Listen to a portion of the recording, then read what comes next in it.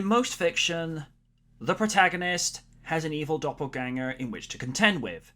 Superman had Bizarro, Sonic the Hedgehog has had Metal Sonic and Shadow the Hedgehog, and Spider-Man has had Venom. In this episode, KITT meets his twin in KARR, the Night Automated Roving Robot. A third-generation Pontiac Firebird Trans Am like himself, but with a major difference. KARR's basic programming is self-preservation, a complete contrast to KITT's altruistic basic programming in the preservation of human life, which comes under Isaac Asimov's 3 laws of robotics. Number 1. A robot may not injure a human being or through inaction allow a human being to come to harm. Rule 2. A robot must obey the orders given it by human beings except where such orders would conflict with the first law. And Law 3. A robot must protect its own existence as long as such protection does not conflict with the first or second laws. I like to think of the story of this episode as an interesting metaphor for drug taking, in that you see how KARR changes Tony more than his friend, the Rev, in that he has no scruples whatsoever in doing what he has to in order to keep KARR for his various plans and goals to succeed as a criminal, to a point that he's not willing to part with the Trans Am. Hence why KARR is like a drug. The episode provided an interesting addition to the mythology of Knight Rider, in where we learn, as mentioned, that KITT was not the original prototype we were led to believe that he was. And it's established that KARR had been activated before Michael had been brought to the Foundation and before Tanya Walker and company began doing their act, after KARR had been deactivated and put into storage. So to have that quick revisit to the pilot episode did give good context that Walton was looking to correct his mistake with KARR by having KITT brought into the world. KARR, despite being a heel, has some of the best comedic moments, particularly when asked for eggs, in which he responds with, "I have no eggs. Perhaps you can direct me to a chicken." Or to when he's confronted by KITT at the warehouse, "This conversation is non-productive." I don't know why.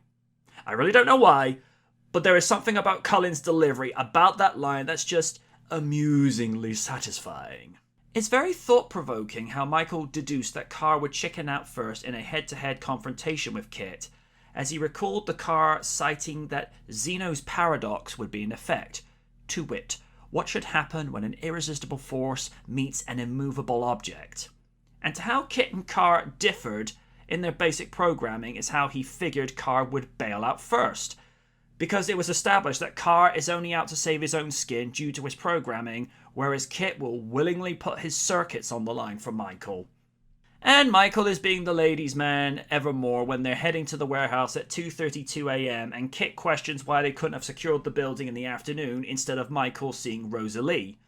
Michael quips with, "What's wrong with a little companionship?" of which the AI is not able to understand that concept when he's one of a kind. Now for acting.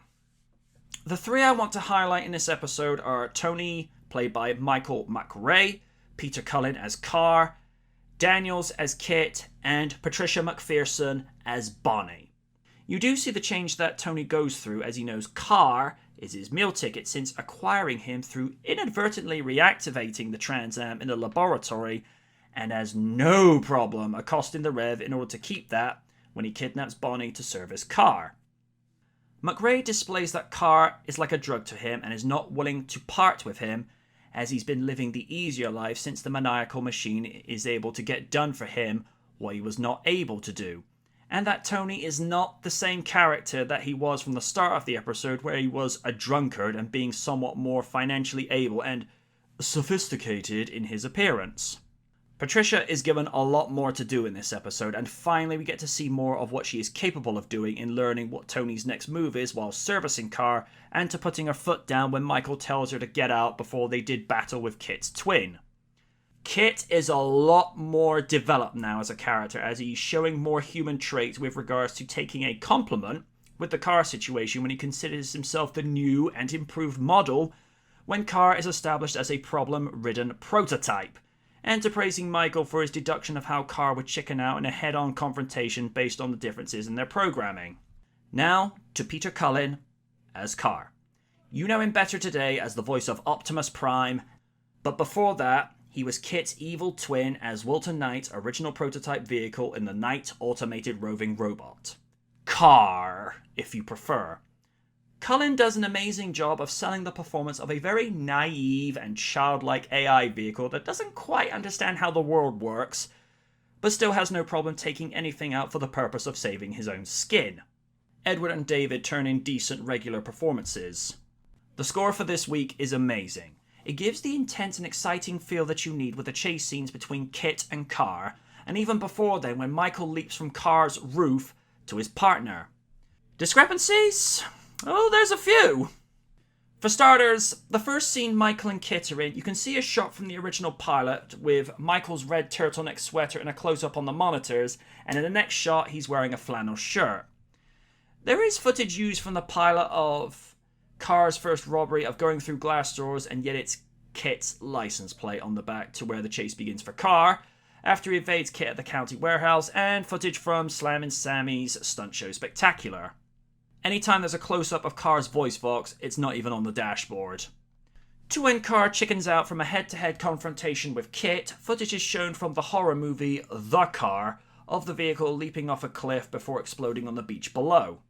Minor thing to note is that KARR has a 3 graphic bar as his voice box as opposed to KITT's, which is just a blinking red light. This changes later on in the series when Robert Foster took over as executive producer and altered KITT's voice box to 3 bars. Only his are red, which he would continue to have as his voice box, despite the upgrades to his dash in seasons 3 and 4 respectively. Aside from a few production errors and editing goofs, this is easily one of the best episodes of Knight Rider with regards to writing, cast performances, score, and the general payoff at the end of it, and it's not hard to see why, some 35 years later, this is still considered a very personal favourite to a lot of fans. Yours truly included. Until next time, good night from the Knight.